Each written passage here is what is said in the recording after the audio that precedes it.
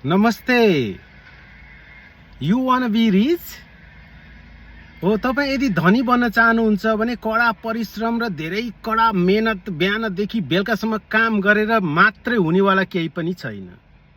यदि तपाईँको भाग्य नै खराब चलिरहेको छ भने तपाईँले जतिसुकै मेहनत गरे तापनि तपाईँको धन सञ्चित भने कम नै हुन जान्छ, खर्च धेरै भइदिन्छ।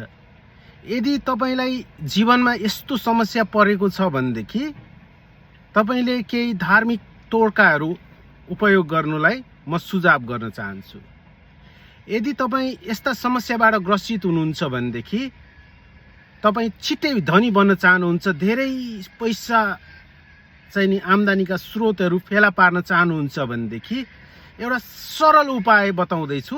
यदि तपाईँले यो उपायलाई नियमपूर्वक गर्नु भएमा म ग्यारेन्टी दिन्छु कि तपाईँका आम्दानीका स्रोतहरू धेरै फैलाएर जानेछन्, धेरै आम्दानीका स्रोतहरू फेला पार्नुहुनेछ।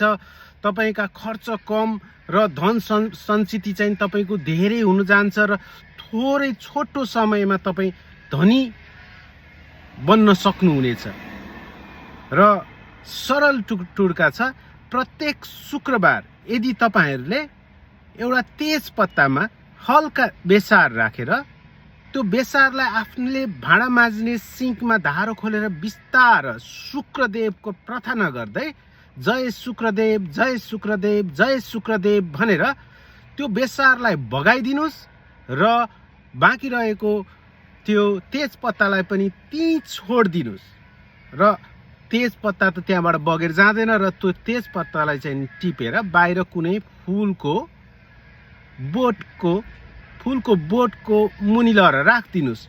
प्रत्येक शुक्रबार यदि तपाईँले यो तोड्का गर्नुभएमा 4 हप्ता मात्रै गर्नुभएमा तपाईँको जीवनमा आमूल परिवर्तन हुनेछ। चुटकी भरमा तपाईँ धन सञ्चित गर्न सक्नुहुनेछ र तपाईँका घरमा एकदम राम्रो आवाज शक्तिले गर्दाखेरि सबैजना हाँसी खुसी र स्वस्थ पनि गराउनेछ।